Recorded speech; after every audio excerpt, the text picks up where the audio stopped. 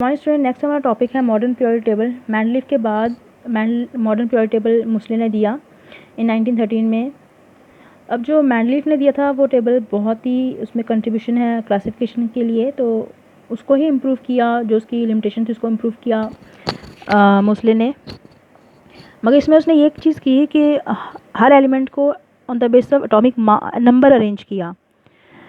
तो जब भी उसमें उसने एटॉमिक नंबर अरेंज के बेस पे अरेंज किया तो उसने देखा कि उसमें एक एक एलिमेंट वैसे भी इलेक्ट्रॉन अरेंज होते हैं, जिसकी वजह से मास तो इंक्रीज़ होगा ही, तो वो एटॉमिक मास के बेस पे ही अरेंज हुए। मगर उसने क्या किया, एलिमेंट को अरेंज किया एटॉमिक नंबर पे।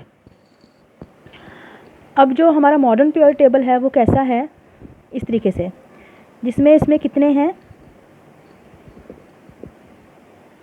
इसमें इसके 1 2 3 वर्टिकल कॉलम्स, 1 2 3 4 5 6 7 8 9 10 11 12 13 14 15 16 17 18 वर्टिकल कॉलम्स है, जिसको हम ग्रुप्स बोलते हैं।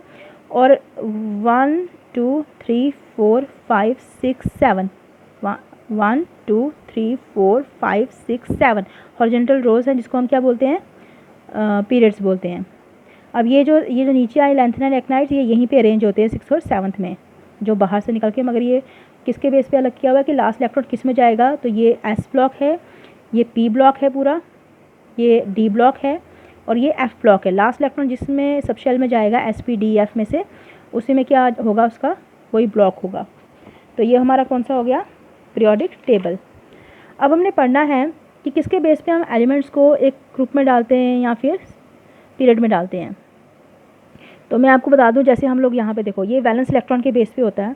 जैसे यहाँ पे फर्स्ट ग्रुप दिया हुआ है, ये 17 ग्रुप है। हम बोलते हैं हाइड्रोजन की रिसेम्बलेंस इससे भी है, इससे भी है, दोनों से प्रॉपर्टीज़ की मिलती हैं। तो यहाँ पे देखो हमने अरेंज तो इसको इस पर किया क्योंकि लाइटर एलिमेंट होता है, तो इसलिए फर्स्ट नंबर पर आया हुआ है। यहाँ पर इसकी करूँगी इलेक्ट्रॉन कन्फिगरेशन, ये सिर्फ 1 होता है, ये 3 है तो 2 and 1, ये कितना है 11 है तो 2 8 1, तो ये कितना है 19 है 2 8 8 1 18 16 17 18 19, ठीक है। तो हम इतना ही करते हैं।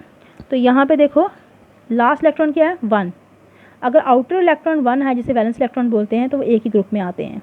अब यहाँ पे देखो वैलेंस इलेक्ट्रॉन और वैलेंसी अलग चीज़ है, बताऊँगी कैसे निकालते हैं। ये है 9 2 7, यह है 17 2 8 7, ठीक है। तो यहाँ पे देखो लास्ट इलेक्ट्रॉन क्या है, सेम है, वैलेंस इलेक्ट्रॉन सेम है, इसलिए ये एक ही ग्रुप में आते हैं, ये 17 में और ये फर्स्ट में। लास्ट इलेक्ट्रॉन जिनका सेम होगा, वैलेंस इलेक्ट्रॉन सेम होंगे, वो एक ही ग्रुप में आएंगे। तो इस तरीके से हम अरेंज करते हैं किसी भी एलिमेंट को ग्रुप में। अब सीरीज़ में देखो, जैसे यहाँ पे दिया हुआ है लिथियम बेरिलियम 3 है ना, ये 4 5 6 7 8 lithium beryllium boron carbon, 6 carbon होता है, carbon nitrogen oxygen fluorine neon, 10 तक है ये। अब यहाँ पे किसके इसकी इलेक्ट्रॉन कन्फिगरेशन होगी 2 1, ये कितना होगा 2 2, ये कितना है 2 3, ये 2 4 2 5 2 6 2 7 2 8 है ना। तो शेल कौन सी है, शेल 2 ही चल रही हैं, एक ही शेल में सारे इलेक्ट्रॉन फिल हो रहे हैं। तो एक ही शेल यहाँ चलती है जिसमें इलेक्ट्रॉन फिल होते रहते हैं, ठीक है। तो एक ही शेल यहाँ से यहाँ चलती है जिसमें इलेक्ट्रॉन फिल होते रहते हैं, ये पीरियड में ऐसे चलता है। इसलिए यहाँ पे कौन सा पीरियड चल रहा है, सेकंड शेल है ना, सेकंड शेल में भर रहा है, तो ये सेकंड पीरियड चल रहा है। कौन सा, सेकंड। ये फर्स्ट शेल, ये सेकंड शेल, ये फर्स्ट शेल, ये सेकंड शेल, ये फर्स्ट सेकंड, तो सेकंड शेल में ही भरते जा रहे हैं, इसलिए ये सेकंड पीरियड है, ठीक है। तो ये हो गया हमारा किस तरीके से हम उसकी ग्रुप्स में और पीरियड्स में अरेंज करते हैं किसी भी एलिमेंट को।